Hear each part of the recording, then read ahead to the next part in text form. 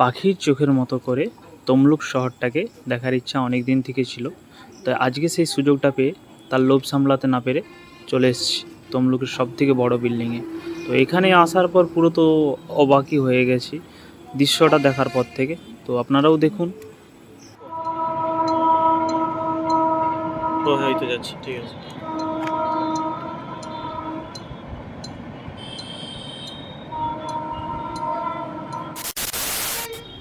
Hello guys, welcome to সুপ্রভাত mini blog. আজকের ব্লগটা হচ্ছে তাম্রলিপ্ত গভর্নমেন্ট মেডিকেল কলেজের জাস্ট টপ ফ্লোরে এসে আজকের ব্লগটা হতে চলেছে একটা আলাদা রকমের একটা ব্লগ। যে ব্লগটা কিছুটা নয়, আবার তো কথা বলবো কি, আমি শুধু এসে তমলুক শহরটাকে দেখছি। আমরা এখন যেটা দাঁড়িয়ে আছি যেখানে, এটা হচ্ছে যে তমলুক শহরের মধ্যে সব থেকে বড় বিল্ডিং। কারণ তমলুক শহরের মধ্যে 5 তলা বিল্ডিং এর বেশি পারমিশন পাওয়া যায় না। এটা হচ্ছে যে 11 তলা বিল্ডিং, তার উপরে দাঁড়িয়ে আমরা আজকে পুরো অবাক হয়ে গেছি। এখান পর্যন্ত উঠে আসতে আমাদের ঘাম ঝরে গেছে সবাইকার। স্বরূপদা তো উঠে আসতে পারছিলই না। মধ্যখানে ভালো কথা, দিন দিন যা হারে খাচ্ছি, খাওয়া দাওয়ার ফলে যা বাড়ছে, গার্লফ্রেন্ড তো ছেড়ে যাওয়ার কথা ছিল, যায়নি যদিও, বাট আর পুরো ভিডিওটা দেখলে তোমরা অবাক হয়ে যাবে। তার কারণ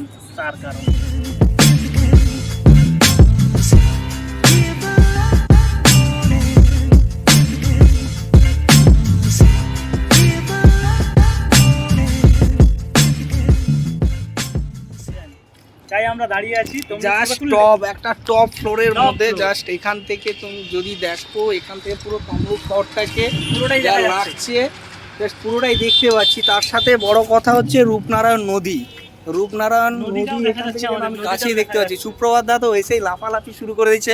আমরা বলছি ভাই কাজ চলছে, এত লাফালাফি না করাই ভালো। কাজের সাইডে আসার সময় ওনারা মানাও করেছিল যে ধারে যাওয়ার না, যতটা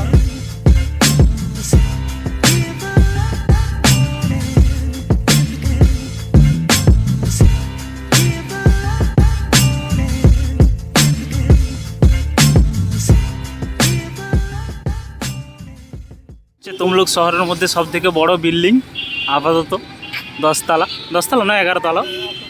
তো এটার উপর থেকে আজকে তমলুক শহরকে কীরকম লাগে সেটা তোমাদেরকে দেখাতে চলেছি।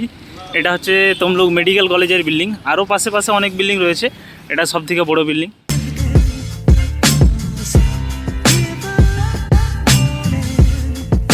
অন্ধকার টাইপে, গেটটা কোথায় খুঁজতে হবে, পুরো ভূত। উপরে আসতে পারবি তো নাকি? পাহাড়ে ভাঙছি। তুমি ডন দাঁড়িয়ে যাচ্ছ কেন? তুমি আসো। আপাতত 7 তলায় উঠে আসলাম। এখান থেকে ওই ভিউটা দেখো, ঠিক আছে? এখনো টপ ফ্লোর বাকি। 7 তলার মধ্যেই আমরা হাঁপিয়ে গেছি। পুরোটা উঠতে হবে। চলো। আর এখান থেকে একটু ভিউটা দেখিয়ে দাও নিবাস, ক্যামেরাটা ঘুরিয়ে। জাস্ট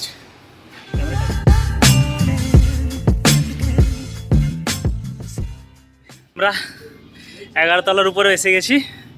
এখান থেকে তোমাদেরকে ভিউটা তো পুরোটা দেখাবো। পিছনে স্বরূপদাও আসছে, অনিমেষও এসে গেছে। সামনে যেটা দেখা যাচ্ছে তমলুক ইলেকট্রিক অফিস, তারপরে তো সারি ধরে লাইন দিয়ে নার্সিংহোম জাস্ট দেখা যাচ্ছে সাবিত্রী নার্সিংহোমও দেখা যাচ্ছে এখান থেকে। আর এদিকে লাল সজা যেটা দেখা যাচ্ছে অরো এমআরআই।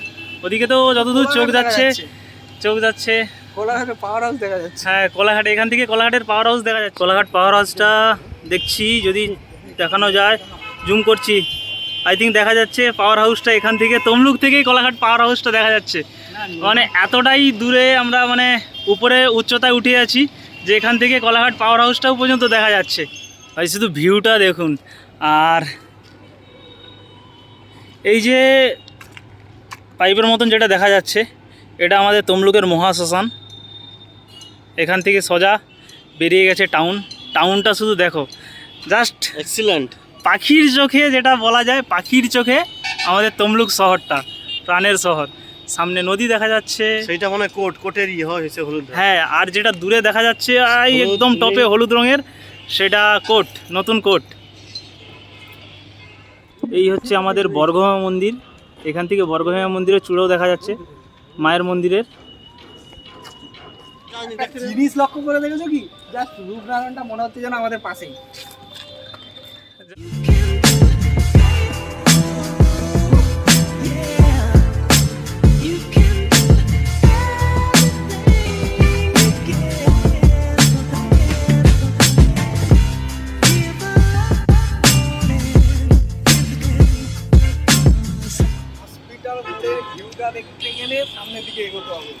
জাস্ট এলেই বুঝতে পারবে হসপিটাল মোড়টা যা লাগছে।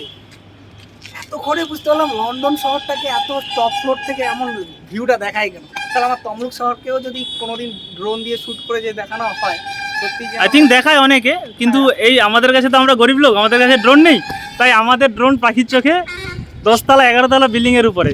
চলো এবার হসপিটাল মোড়টা তোমাদেরকে দেখাচ্ছি।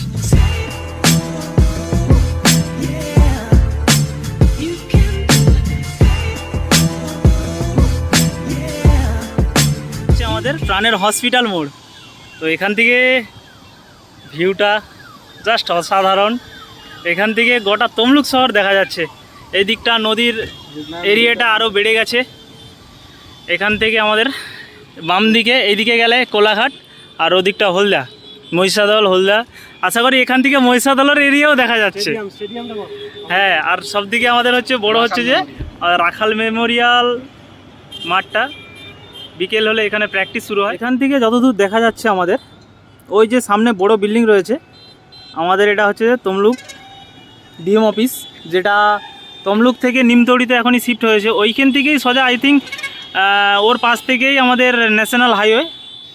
তো এতটা উপরে এলে একটা জিনিস আমরা যেটা শুনতে পাচ্ছি বেশি, চোখে রোদে আলো লাগছে যার জন্য চোখটা ঠিকমতো তাকাতে পারছি না, একটা জিনিস শোনা যাচ্ছে শুধু গাড়ির আওয়াজ, অ্যাম্বুলেন্সের আওয়াজ, শুধু গাড়ির আওয়াজ।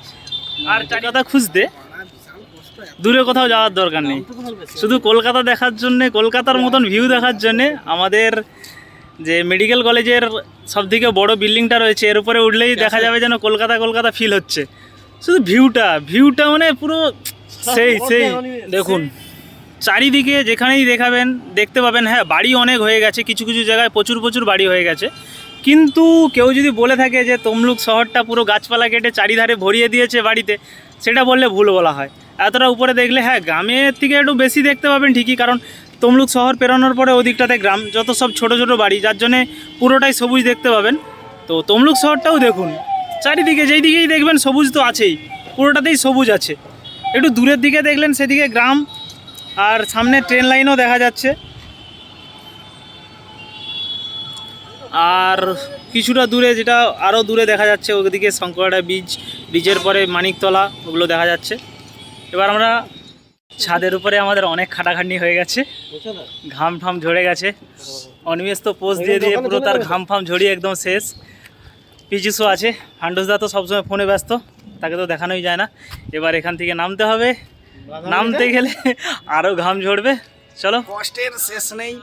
আপাতত কমেন্ট শেয়ার। হ্যাঁ, কি করছেন আপনারা সবাই? সাবস্ক্রাইবটা করুন। তা হয় নাকি?